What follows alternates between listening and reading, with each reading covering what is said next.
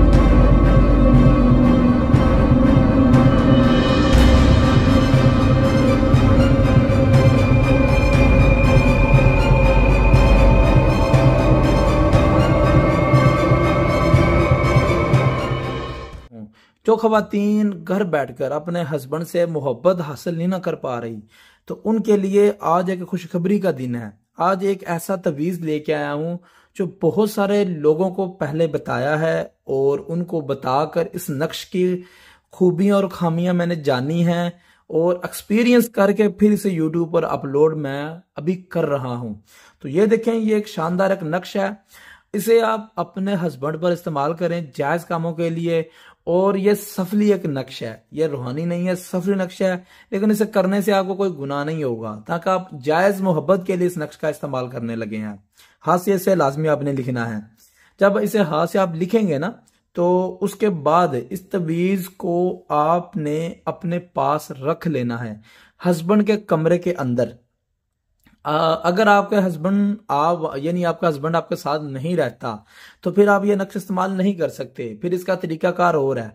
तो लेकिन अगर साथ रहता है तो फिर तो आप इस्तेमाल करें। इस नक्श को हाथ से लिखकर अपने हस्बैंड के कमरे के अंदर आपने छुपाना है। 1 और 2 यहां पर हस्बैंड का नाम लिख देना है, यहां पर उसकी वालदा का नाम।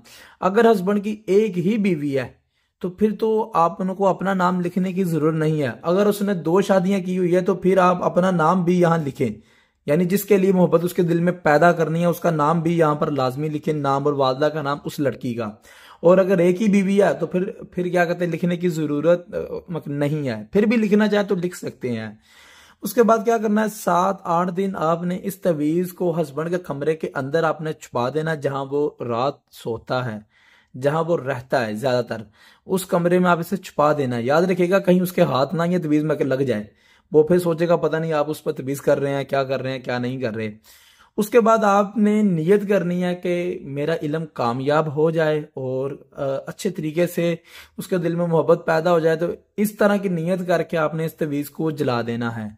लाइटर से नहीं जलाना, माचिस से नहीं जलाना। जहां पर आप अपनी हांडी रोटी करते हैं ना, उसी चूल्हे के ऊपर आपने इसे जलाना है, यानी इसे आपने किसी बाहर जगह पर नहीं जलाना। और इसकी जो खाक होगी वहां आप अपने बर्तन धोते हैं वहां पर इसे आपने फेंक देना है और पानी से बहा देना है। इससे अलावा कोई जगह नहीं है। इसका तरीकाकार मैंने आपको बता दिया है। इजाजत लेने के लिए आपने अपना नाम और माँ का नाम हमें कमेंट बॉक्स में, वीडियो के नीचे कमेंट बॉक्स में हमें लाजमी लिख के भेजना है। इजाजत के बगैर ये नक्श काम नहीं करता। मजीद अगर आपने कोई भी सवाल पूछना है तो वो भी हमें कमेंट कर सकते हैं। और अगर कोई मगर रूहानी इलाज या रूहानी इल्म आप हमसे करवाना चाहते हैं तो हमारा दिया गया नंबर है, उस नंबर पर आप हमसे रब्ता कर सकते हैं। मेरा नाम अली है। और मजीद कोई भी सवाल हो तो आप मुझसे पूछ भी सकते हैं। हिसाब वगैरह भी लगाना हो तो वो भी मैं आपके लिए लगा दूंगा। अल्लाह हाफिज।